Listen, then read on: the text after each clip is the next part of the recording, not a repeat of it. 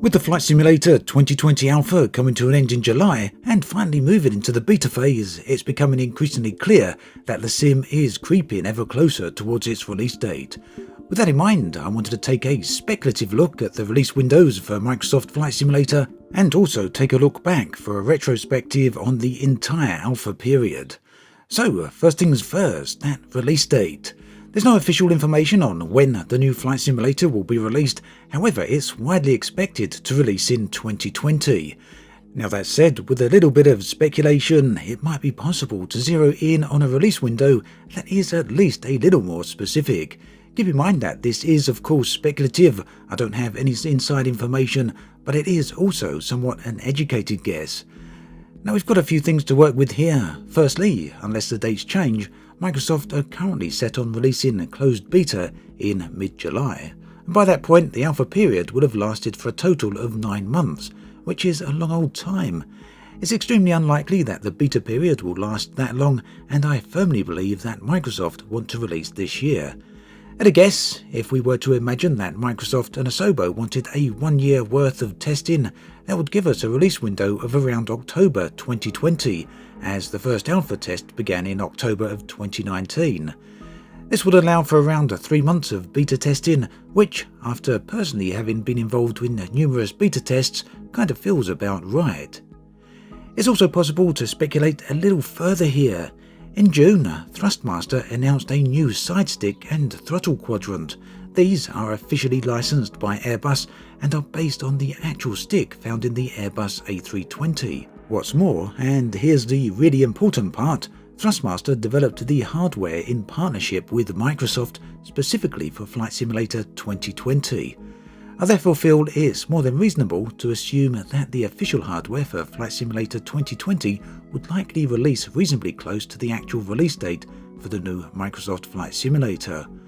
Well, the side stick itself is already available in some regions, and in other regions it will be available very soon. But more to the point here, the TCA quadrant is set to release a little later, specifically on the 24th of September as shown on the Thrustmaster website. The Microsoft Store, meanwhile, for some reason have a release date of the 30th of September. So, back to speculation. This fits quite snugly, don't you think, with the idea of an October release for Flight Simulator itself. If I were to place a bet, then that's pretty much where I would place my money, some point in October of this year. Do let me know what you think in the comments section below. I'd love to know your speculation as well. Do you think it may be earlier? Do you think it could perhaps be later? Moving on then, let's take a look at the retrospective for Alpha. The 20th of June marked 1 year since Microsoft began its community posts on the Flight Simulator website. Since then, they have done a great job of keeping people informed of the development progress with regular updates and insights. It's a nice approach that so far has worked very, very well. The alpha testing itself launched on the 24th of October 2019, bringing the first testers into the fold to get a feel for what the sim had to offer, as well as to test and provide feedback. Now, despite Microsoft's regular community updates, they said little to nothing about the contents of the initial alpha releases. So, for what was or wasn't in alpha version 1, we will likely never actually know, as this information wasn't made public. What we do know, however, is that Alpha 1 lasted for 6 months, with Alpha 2 launching on the 1st of April 2020. During that 6-month period, the testing phases were renamed from the original label of Tech Alpha to the rather more straightforward and simple label of just Alpha. Alpha 2 marked a change in pace, as well as a change in the type of information that Microsoft were willing to release about testing phases to the public, as they began to publicly announce what the updates would include and even started to post patch notes. Alpha 2 brought a number of significant things to the game, including the Cessna 152, training missions for basic controls, attitudes and instruments, takeoffs and level flight, as well as landing. Various multiplayer elements were also added, such as groups, as well as the ability to track and join friends from the Sim's map. We also saw the introduction, improvements and changes to the external camera mode, which included a chase camera, a drone camera, a smart camera, and more. The perfect addition then for those that like sightseeing.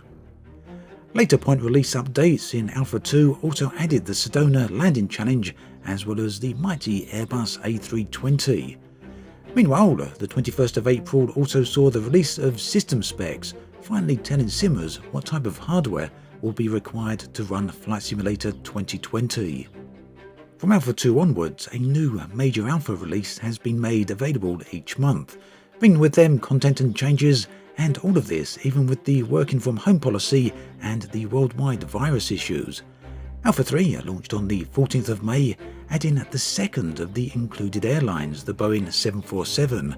Alpha 3 went on to continue tests on the airliners, as well as provide numerous fixes and changes to them along the way. Talking of planes, there's still no officially released list of planes that will be included in Flight Simulator 2020. However, the list you can see on screen right now shows the planes mentioned in the various patch notes Microsoft have released. Alpha 4, meanwhile, is the most recent addition, launching on the 11th of June and bringing with it an all-new flight model for every plane in the sim. The flight model would change the aerodynamics for the vertical and horizontal tails to make them behave more like wing surfaces. Overall, a significant change for the sim for sure. Alpha 5 then is set to be the final alpha and will be releasing in July. Unless things change with the next announcements, closed alpha was scheduled for mid-July as well, and this would naturally make Alpha 5 a very short period. But I also assume that it's entirely possible that, theoretically at least, the closed beta could slip back a little. We'll hear more soon on the beta timeline very soon.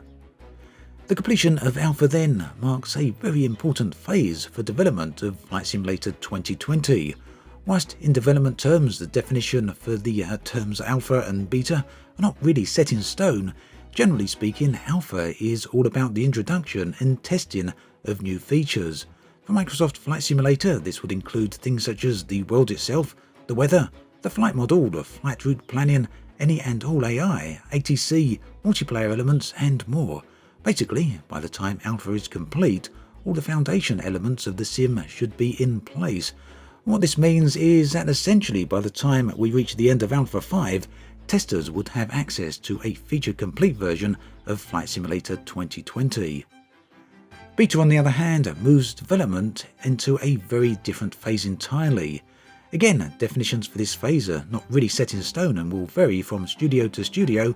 However, during beta, the aforementioned features are refined, balanced and further tested. New content that is built on top of already existing features can be added, and this theoretically could include new planes, changes to ATC, new or replaced airports and things of that nature. Generally speaking then, the beta phase would round out the sim, bringing it towards the release candidate, and building on top of the features that were added during alpha. So then, as already mentioned, the closed alpha is set to begin very soon. So far, Microsoft haven't discussed this phase of development, but are set to talk about it this week. That will include a timeline of the closed alpha phase, and also worth noting is that Microsoft have confirmed that anyone who has access to the current alpha testing will automatically get access to the closed beta. The major questions here then that are still outstanding are: how long will the closed beta last? Will Microsoft increase the rate at which they are inviting testers? And also, will the closed beta bring any changes to the NDA? The last part is particularly interesting because as of right now, testers cannot show or talk about the alpha builds. If this changes for beta, it would be significant and would allow people to get a broader insight as to what is going on. In the wider gaming industry, closed betas can be either publicly spoken about or else sometimes under strict NDAs. The closed part usually refers to the fact that testing is invite only. Either way though, hopefully we'll have more information about this soon. So that then pretty much brings us to an end of this video. It generally appears that Flight Simulator 2020 has been rolling along at a very nice pace. July will mark a new phase for not only the development but also for the community interactions. Microsoft have slowly been ramping up their community presence and recently started promoting their official Flight Simulator 2020 Discord, so it certainly feels like things are moving forward. As always, thanks for watching, and I'll catch you guys and girls next time.